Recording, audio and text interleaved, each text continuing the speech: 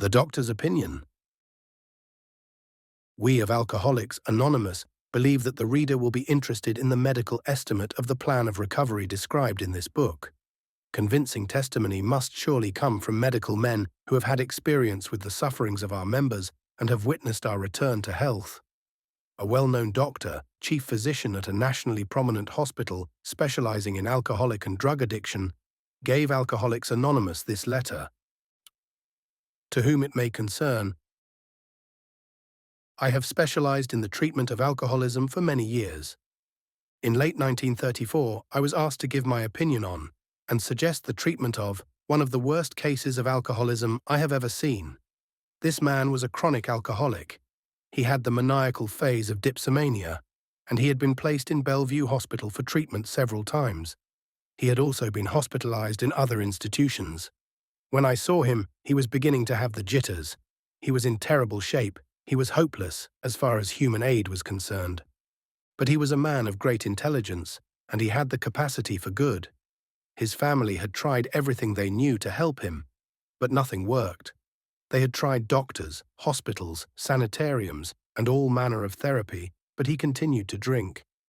They were at their wits' end and came to me for advice. I told them there was nothing I could do, but that if he were willing to accept some spiritual help, he might find relief. I suggested that they find someone who had recovered through such means, which at that time was not easy to do. They found a man who had recovered through what we now call the AA program.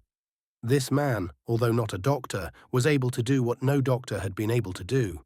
He helped this patient recover through the simple program of action outlined in this book. Since then, I have seen many cases where this approach has worked. It is beyond my comprehension how this simple program could be so effective, but the results speak for themselves. The physical and mental changes which occur in an alcoholic through this process are truly remarkable. The cases I have followed most closely kept in close contact with one another, attending meetings regularly, helping others, and above all, maintaining their spiritual condition by constant effort. The only condition I have seen in which they relapse into drinking is when they let up on this spiritual program, either neglecting to help others or failing to attend meetings frequently. It is important for those who treat or deal with alcoholics to realize that the problem is not merely one of physical allergy, but also involves a mental obsession. The alcoholic at certain times has no effective mental defense against the first drink. Except in a few rare cases, neither he nor any other human being can provide such a defense. His defense must come from a higher power. In my belief, any plan which does not recognize this fact is doomed to failure.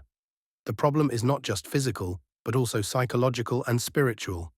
The AA program, through its 12 steps, addresses all these aspects. Yours truly, William D. Silkworth, M.D.